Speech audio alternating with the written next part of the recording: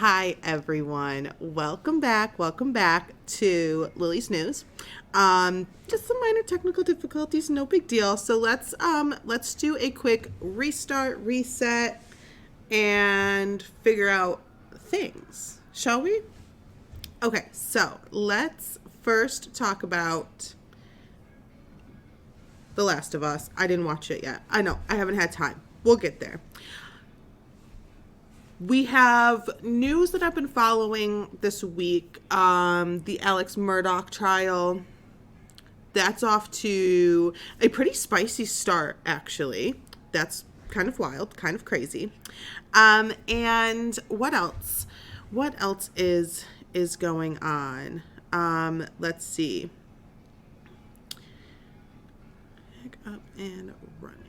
So I've been doing some research on Bunny, the talking dog. You know Bunny on TikTok who hits the buttons. That's been in my brain and I can't get it out. So I've been looking into a lot of things with that. That might be later in the year that I cover and do a deep dive into that situation.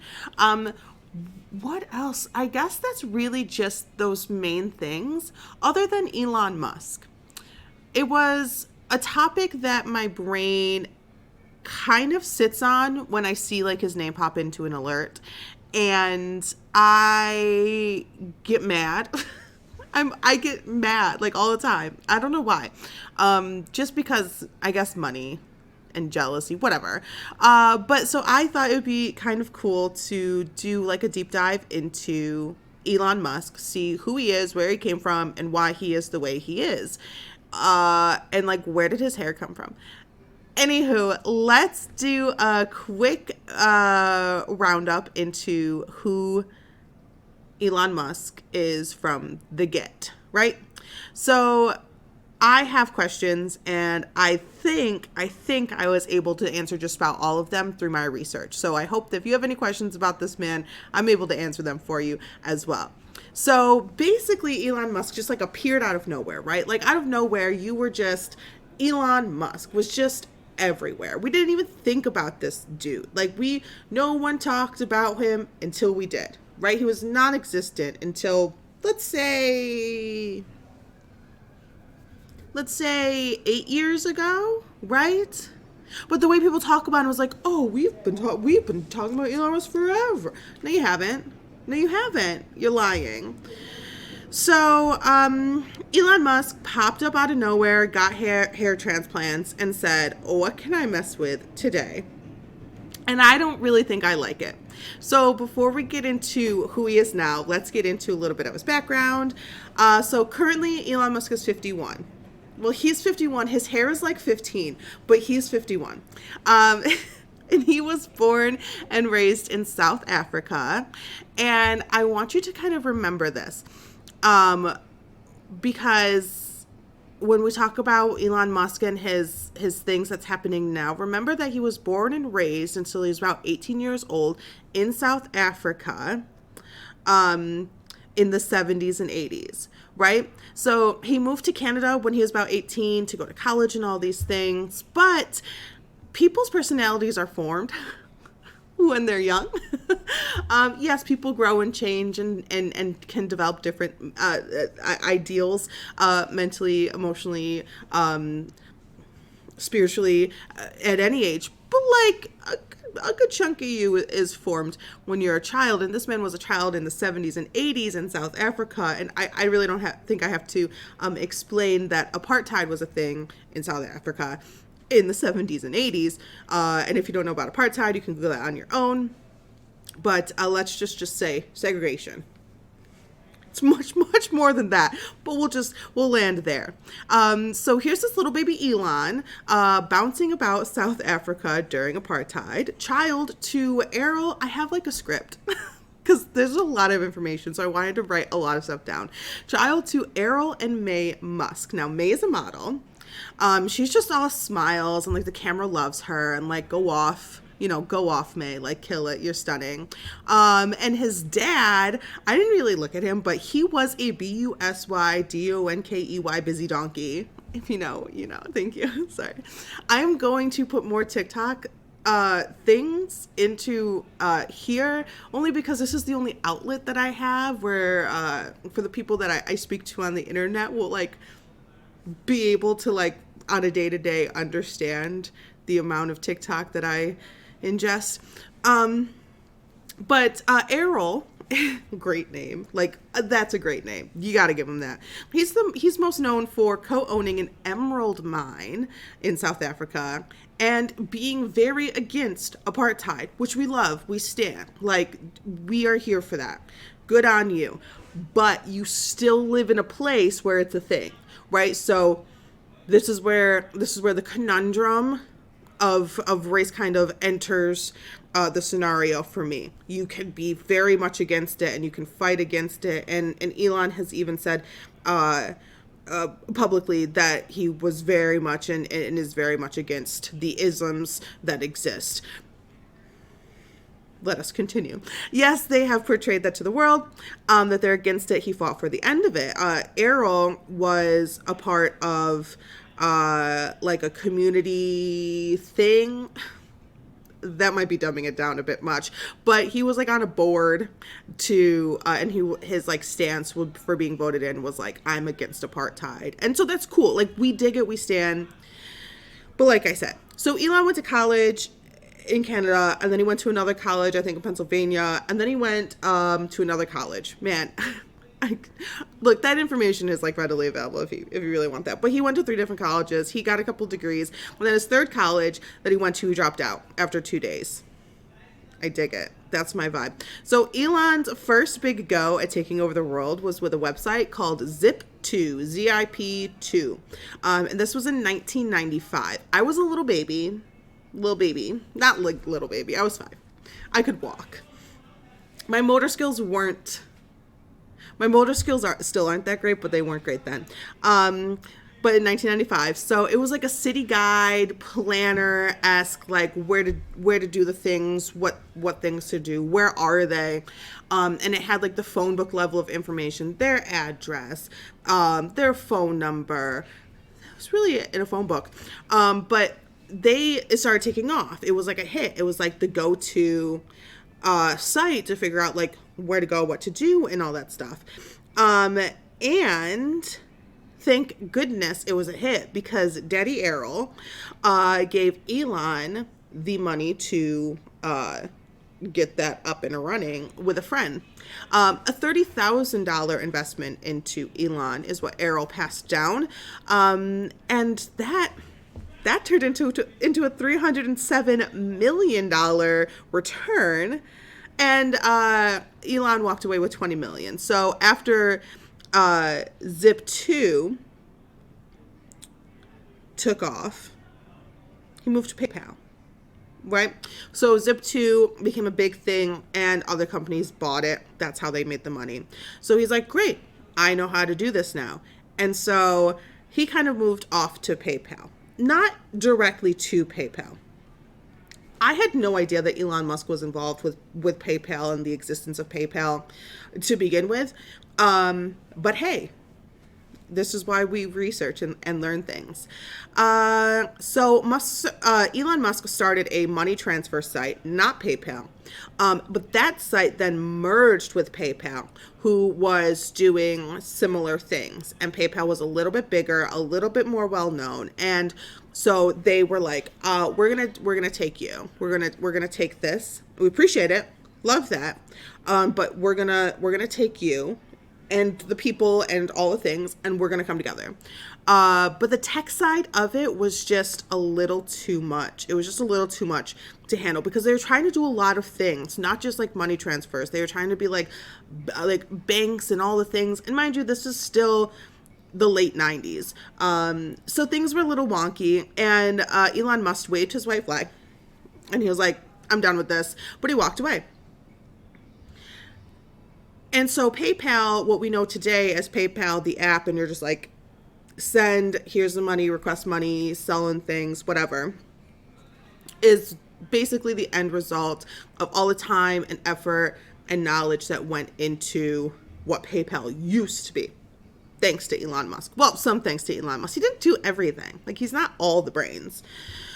And the reason he left was because the tech side of things was just so, it just wasn't it, right? It just wasn't it at all.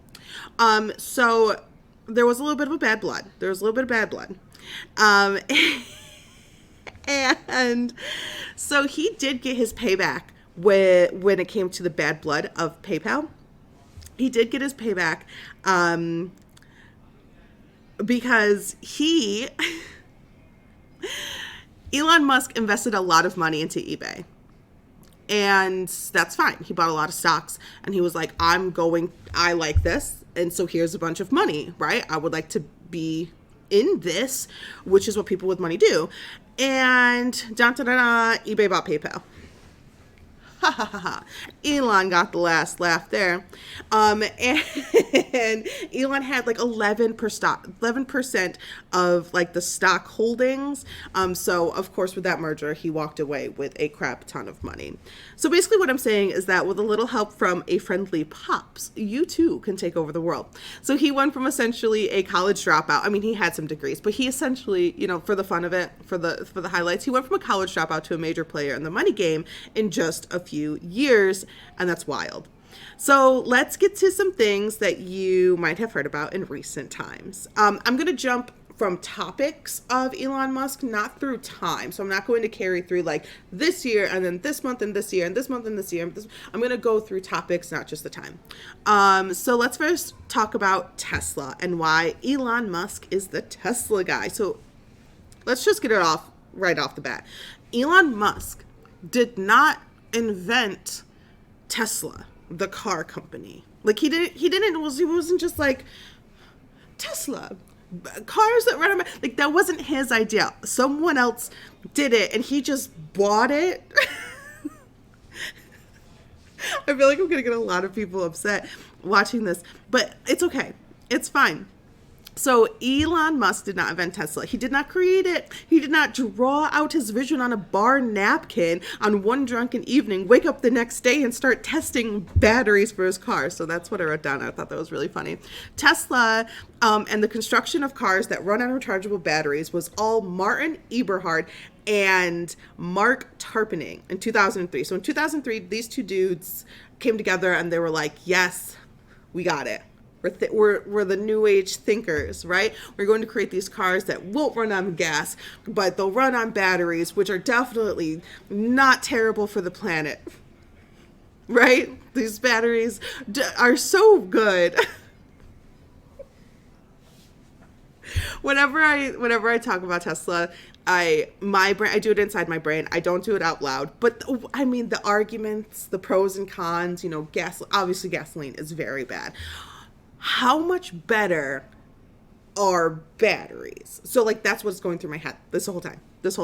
I don't want to have that conversation with anybody. I'm cool with having that conversation on my own, in my own brain. I'm not here to get confrontational. You just gotta laugh it off. What are you gonna do, right? What are you gonna do? Unless you're Elon Musk. So anywho. So Elon, after a few years of Tesla being established and being like a thing, Elon was just like, here's a bunch of money. I dig it. So he bought a bunch of stock, like all of it. And he then became the CEO of Tesla, because why wouldn't you give the guy who gave you millions and millions of dollars the CEO? He's done this before. He's turned nothing into something. Here we go. So what happened next? Expansion, mass production, and employees, which it's rare to hear Elon Musk say like people or humans. He refers to them as like employees or workers. We'll get there. There have been many articles written about the work environment that Elon promoted at Tesla, and these articles aren't all rainbows and sunshines and all things fun. They're messed the F up.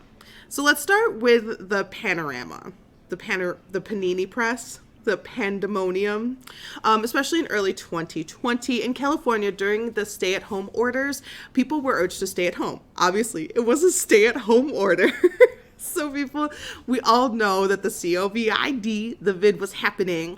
And people were like, you have to stay home, especially in California, that it was running rampant there, right? So it was like the outer crests of the states were getting hit the hardest first. New York City, California, most populated. So people were like, you got to stay at home. And they're like, okay, well, my boss wants me to go into my 12-hour shifts all 6 days this week. So what do I do? So you risk it, you know? You've seen your boss going, what is this? What is this? Oh, push off. It doesn't affect me. I don't believe this. And so you go to work. And so with a CEO and a boss who doesn't give a crap, it's not funny. But like, what are you supposed, with a boss who doesn't give a crap? Of course you're going to have like a 50-50 split of employees who don't give a crap about PPE, right? But then you're going to have the 50% of employees that do give a crap about PPE and like their families and all the things. So it's a terrible situation all in all. And of course, people were getting sick.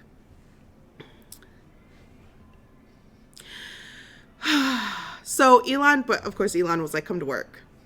You guys have to come to work. And everyone's like, but why? But why do we have to go to work? Like, this is a big deal. There's things happening that are like so much bigger than a Tesla, bro. And he was like, no.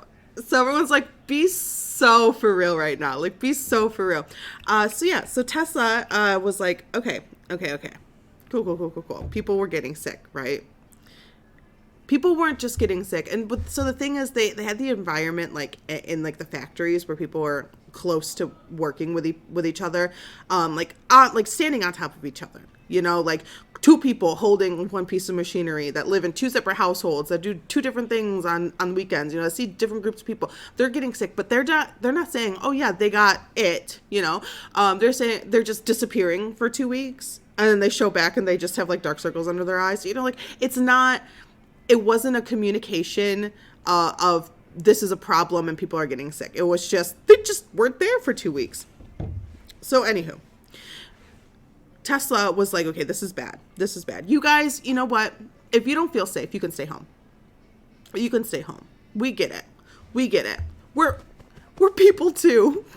But the risk of not getting a paycheck for a couple weeks expanded into not getting another paycheck at all from Tesla, since the people who stayed home and didn't go to work, even though they were approved to stay home and not go to work, got termination letters. So super cool, super good for all of them. A termination for not showing up to work, even though they made it known to management that they were not going to show up to work due to the pandemonium. So many other employees came out and they shared their concerns in 2020 about the spread of it, you know, the lack of masks, the care in general. No one imposing and or enforcing the currently imposed rules and regulation for health and safety. They were a thing. No, go back into 2020. Everyone had rules and regulations. Everywhere was saying, protect yourself and the people around you, because we're all in this together, right? Anywho, when I read all of that, I was, when it was happening, of course, we heard the things about, oh, this is happening, but you didn't really hear it from the people because there was so much news, so much going on that these smaller media outlets weren't able to get their same recognition for, doing smaller, more personal like articles about things like this. So imagine the CEO of the company you work for, the highest on the totem pole, then goes on Twitter and demands freedom from the masks and mandates, high fives with our previous presidente, while you're doubling up masks, not taking bathroom breaks or lunch break because you're scared for your own health. There were employees there in the factory not taking breaks because they didn't want to have to take anything off. They didn't want to have to take a mask off to eat their food. They didn't want to take the risk. So they weren't even going to the bathroom. They're like, absolutely not. So it's not a good look. Not because of the politics of it, but because you're flipping the strongest and fattest bird. Oh my God. When I wrote all this out, that was so funny. To over 10,000 people, your employees that work for you. You're saying, I don't care about you, period. Like, you said it out loud that I don't care. And I just wanted to make it known that there is we'll get there. No. Okay, so, and I know what you're thinking. Not many big business people handled the panorama. Why did I write Panic at the Disco? No, so I literally wrote, not many big business people handled the Panic at the Disco very well. If that was the only thing. So let me cut you off right there. This was not the first time Elon Musk kicked his employees when they were down, and it certainly wasn't going to be the last, right? So in 2018, Tesla, the Tesla hype was out of control. Like, it was bonkers. Everyone wanted a Tesla. Thanks, David Dobrik, right? Like, everyone wanted a Tesla. So Tesla needed to produce, but with pros and cons, right? And one con of Elon was that his eyes were too big for his stomach. What? If that makes sense. He wanted to take Tesla everywhere. Like, he wanted Tesla to be everywhere, everything Tesla, which means more cars, which means more product, which means more people to put those things together, because he wanted Tesla to be made all by machinery, but that's like virtually impossible. And he actually needed more people than he expected in these factories to work. But why? So he wanted Tesla to be everywhere, which means more. And he wanted all these people to make all these safe and reliable vehicles. Car factories use a lot of machines, but this wasn't it. So in order for the money to grow, they had to make more. What's an easy way to make more money as a business owner? Pay less people. So because he loves his moolah very much, he decided to lay off a crap ton of people. Like, hundreds of people were gone. And now here's a wrench. And then I said, well, that's an analogy that may not work because there are probably so many wrenches in a car factory. So I said, so now here's a banana in his plans. You guys, my writing's incredible. So he gets a fire. There's a fire in the factory. Now, he doesn't call fire people, like the fire marshals or the fire department, it's not noted. It's not like a recorded fire. It's just a known fire, a small fire. It wasn't a big fire. And so with this fire and layoffs and all the things and just issues inside, he went outside. He put up a tent. I can't make it up. He put up a tent for people to work in. And it's not just like a picnic tent. It's like a big, massive, like, covering that was not up to code. It was not up to code at all. So we'll get back to the tent in a little bit. So Elon lets his employees know that, hey, there was a fire. We're making cars in this tent. Go outside. Also, there might be a leak, like a data breach of some sort. But they're like, whatever, we're firing more people. You need to be fast. Work fast, go, go, right? He wanted people to work as fast and as long as possible, which is what I don't want my car to be the product of, is people who are exhausted and working as fast as possible. I would like it to not be that. My vehicle that I drive on the highway. So with all that drama at Tesla, let's talk about injuries, right? Because there's bound to be injuries, especially in this terrible, unsafe working condition. There's injuries. And so a problem with Tesla was that they weren't reporting them. And the ones that they were reporting already set them to be at an extremely high rate of injury compared to other vehicle manufacturers. So in 2017, it was reported that in 2015, for every 100 employees at Tesla, 8.8 of them were injured / sick at some point in time during the year. And by sick, it's not like, oh, I called out sick. They were like sick from something. And in that year, the standard was 6.7. So from 8.8 to 6.7, it may not seem like a lot, but it's a lot. And now if you add in the injuries that weren't reported to OSHA, which is the Occupational Safety and Health Act. OSHA, we all know OSHA. You've seen the TikToks. Tesla having 10,000 employees at just one factory, it's not a good look. So not reporting injuries over and over again got them fined for a crap ton of money. The tent was actually a violation as well. It ranged from not having a permit to erect the tent. It had exposed rebar and metal poles, and they did not educate employees on evacuation procedure for the tent because there wasn't a permit, so that wasn't like actually in place. And a bunch of other things. There was like a big hole. It was like a massive hole in this tent that was just a hazard itself. So the tent was a problem. So this was a massive outdoor structure. And that got him a $30,000 fine. Was it worth it? Probably not.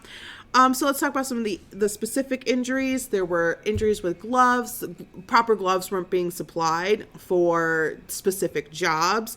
And those who were using torque guns had their gloves get caught, fingertips. Machinery would fall and swing. And one guy had major jaw issues because it was shattered. And someone was even hit by a forklift and it like smashed their pelvis. So how does all this happen? You're going to have to ask Elon. I don't know. So let's talk about, also injuries were not just, I also wrote down that some of the injuries were not like these major traumatic ones as well. Some of them were just from working for so long, for so many hours a day, for so many days in a row. So there was one gentleman who had carpal tunnel in both hands. He had to have multiple surgeries, and now his life is forever changed because he went from working 6-7 days a week, 12-hour shifts on one thing. Could you imagine doing one thing, the same thing for 12 hours a day, 6-7 days in a row? Yeah, you're going to get carpal tunnel. You're going to get carpal tunnel in anything that you're moving like that. And he's like, he's injured for life. It's a for life situation. He's in pain. He can't lift anything. It's changed his life forever. So that breaks my heart. But why would employees be overworked, right? Like I imagine Tesla, the idea of Tesla when you think about it is going to be like this streamlined magic, like everything's shiny. When you walk into a Tesla factory, it's like, welcome. So you imagine it to be like the streamlined effect and everything's like super easy but no, it wasn't. It wasn't like that at all. The training disappeared. So you could like get a job at the factory and not have any training because Elon wanted these cars made so fast. They're not going to spend 2-3 weeks on training. They're going to test you on a couple things. Oh, you're really good at just torquing those up. So that's all you're going to do. So that's your job. And then you do that. That's how people get long-term injuries. So I think it's safe to say that working at Tesla is no picnic. The hours are long, the stress is palpable, and the quota that must be met is virtually impossible. And you also might get maimed. So like pros and cons, right? I want to quickly touch on his personal life. So moving from Tesla to Elon Musk himself. And one of my biggest questions was, why does this man feel like it's his duty to populate the earth? Because he wants as many employees as possible. Now that he has realized that Tesla in almost anything actually still does need the human touch.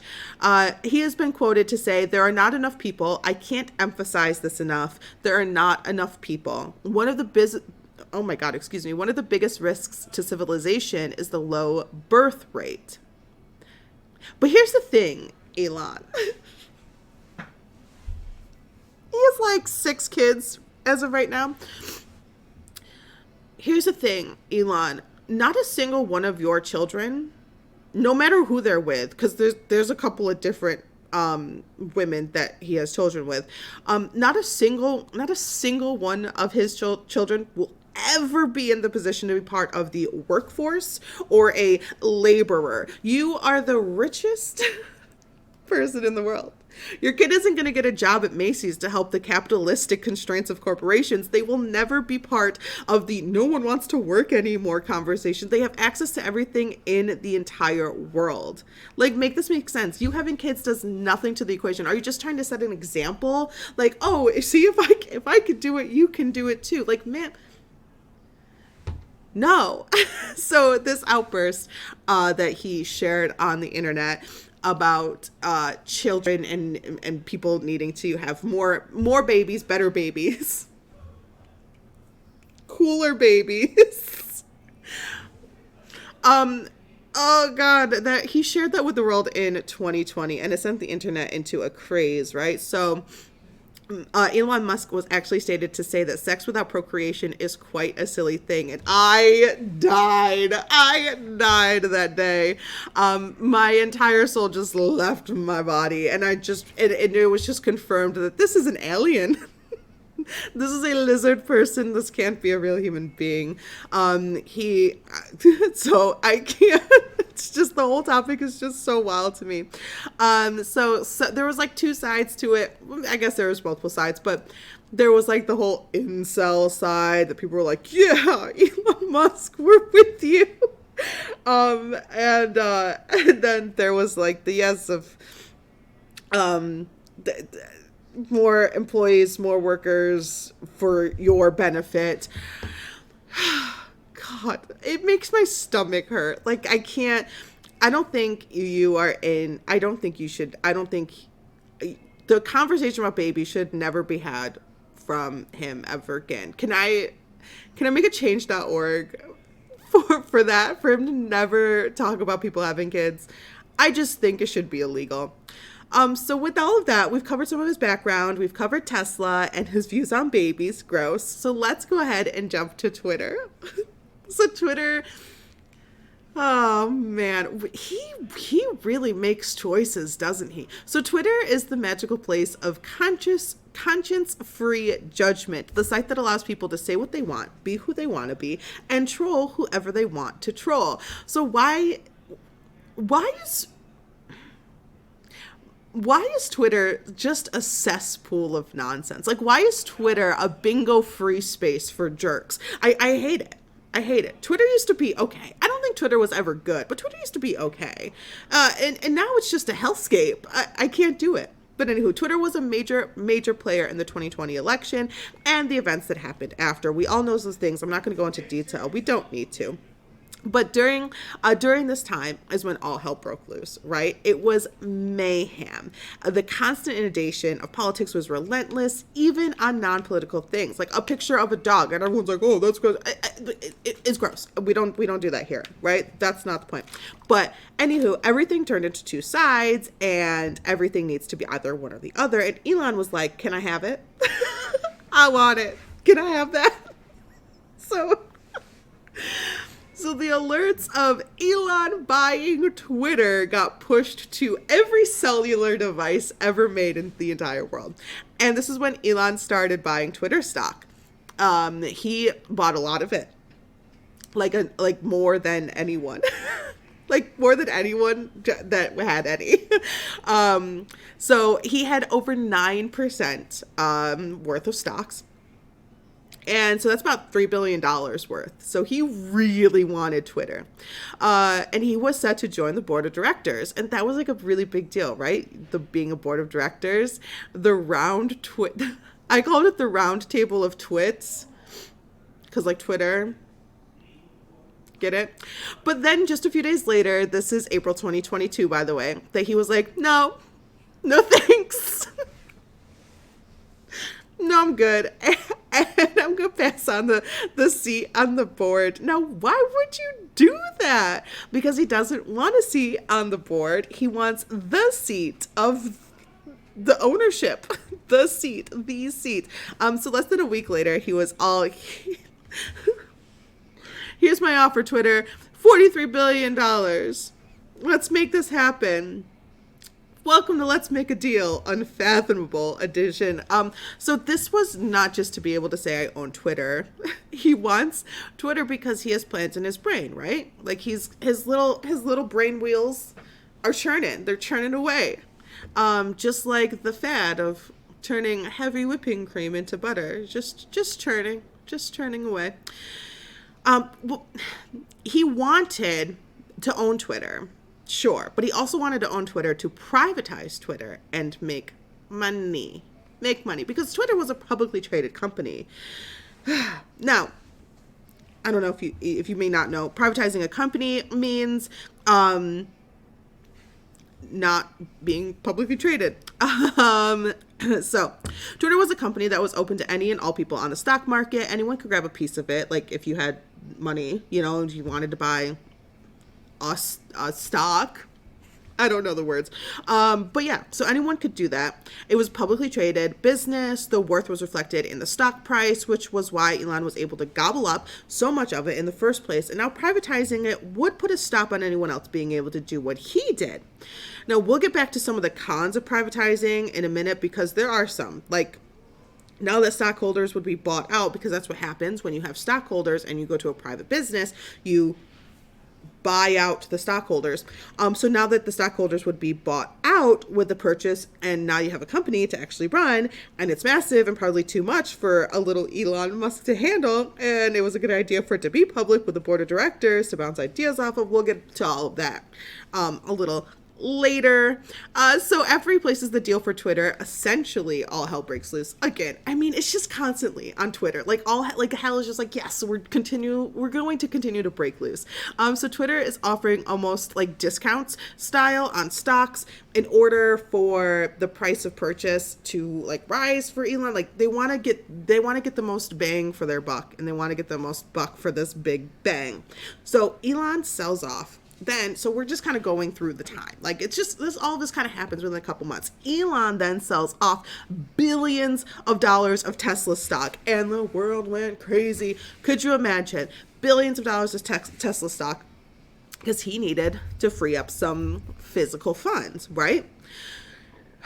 Tesla went into a tailspin. We'll cover that in a little bit. And he also got other rich people to throw some money his way. I don't really know why. I mean, I guess all his money was tied up in stocks and bonds. Is that what they say? Then later on, he was well, when I buy Twitter, you know who will be back, right? And everyone was like, I'm sorry, what? Then Twitter went on a hiring freeze. So he says all that. Twitter's like, we cannot hire any more people. We cannot take any more people in right now. Like, we just can't do this. It's not a good look. We can't hire you because we have no idea what's going to happen. Every single day is a new day, and we have no idea what's going on. So then, out of nowhere, Musk says, no, I'm good. Just kidding. I'm not buying it. There's too many bots. When I tell you everyone went, what? When they got that notification is wild. So it went through over like a month, and it's like, we do this, you do this, I did this, we did this. And then boom. No, Twitter was not feeling it. Twitter was so pissed. They were pissed. So they of course filed a lawsuit. Like, you can't do this. You either have to buy it or give us $1 billion, like, what is it called? Termination fee for the deal. Because they pulled up all the paperwork. They were gonna make this happen. It was going down for real. And they were like, well, what did you think was gonna happen? Like, we were just gonna be like, okay, cool, no biggie, but you still own so much of us. Like, nah.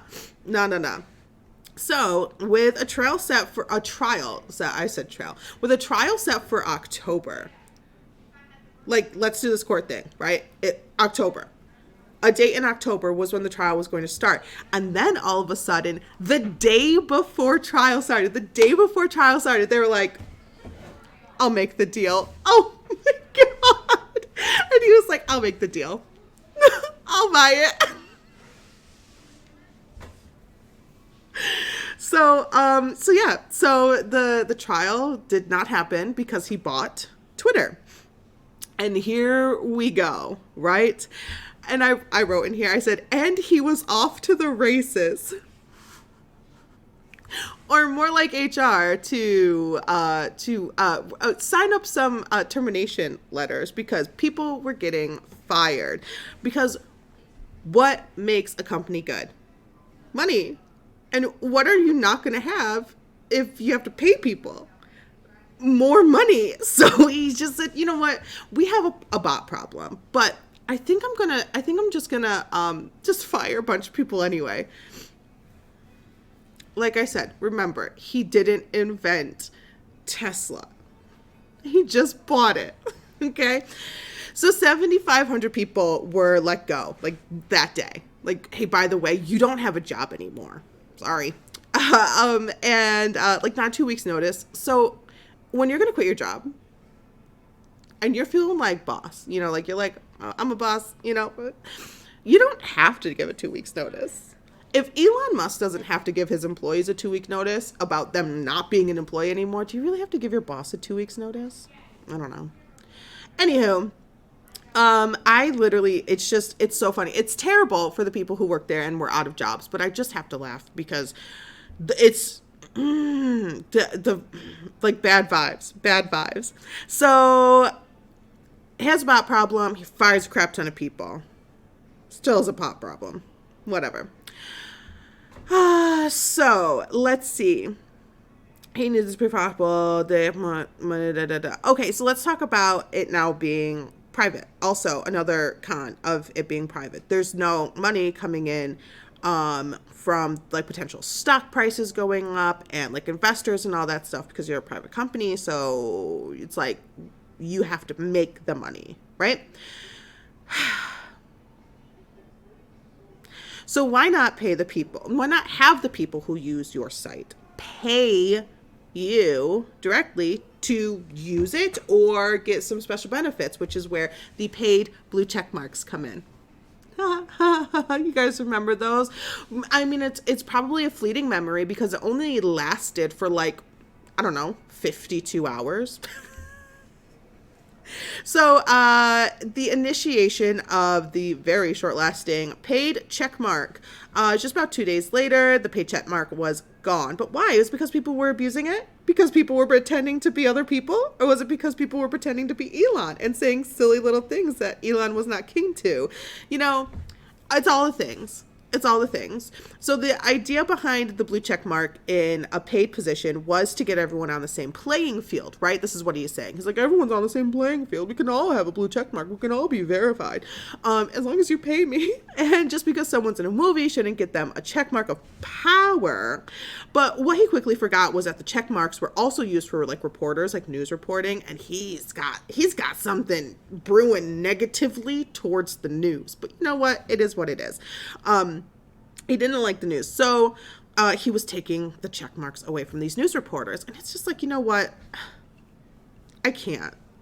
We all saw it go down. The Twitter thing was recent, and I'm sure we all remember the nightmare that it was. It was chaos. He created a monster. Well, he maybe not created a monster because it already was a monster. He fed the monster after midnight, which we all know is what you're not supposed to do. So Twitter is still healing. People are still banned. It is still awful. I suggest don't go on it. It's fine. You'll be fine. So this brings me to the Boring Company. And like, for the richest man in the world, God, he is boring, isn't he? Anywho, tunnels, boring.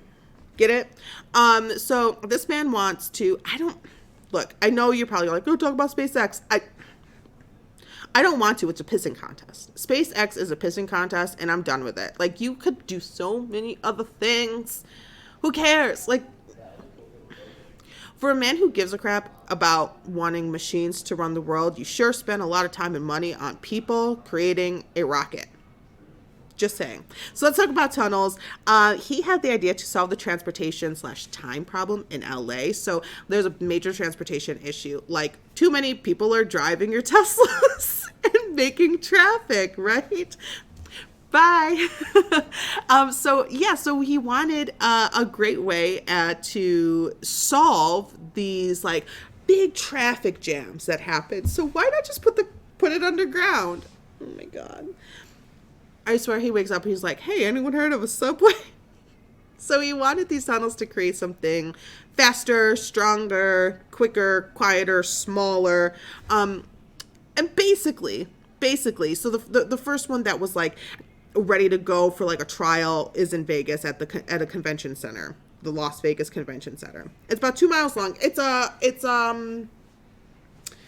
what is it? It's a circle. Oh my gosh, what's the word? It's a tunnel, and it's a continuous tunnel, so it's like a circle. You know, it goes in a row. And so he wanted this to be like electric, aligned wheels. Is this modern day tunnel? And he, for this very specific situation in Las Vegas, he was turning was typically or supposedly a 25-minute walk into a 2-minute ride in this tunnel. 2 minutes. That's brilliant if it works, which it doesn't. And he's now using modified Teslas, which are, it's just like stripped down Teslas, Uber style kind of, but you're waiting in line like at an amusement park for a ride, you know, to get in it. And it's not 2 minutes. It's never been 2 minutes. I don't think it ever will be 2 minutes. But he sure as heck did get approved to make more tunnels in other places. So I guess we all just live in a world that is Elon Musk's experiment. He's testing on. I swear he's a lizard person. So, anywho. SpaceX made the rocket go high. Let's talk about what's happening right now with Elon Musk. And we're going to bring it back to 2018 during Twitter time, right? 2018, before he bought Twitter, way before he bought Twitter, before the panic at the disco. But it's going to come back in today time. So in 2018, Elon Musk tweeted, "I'm privatizing Tesla, or I want to take Tesla private, fundings." And then after that, he's like, "Funding's in place."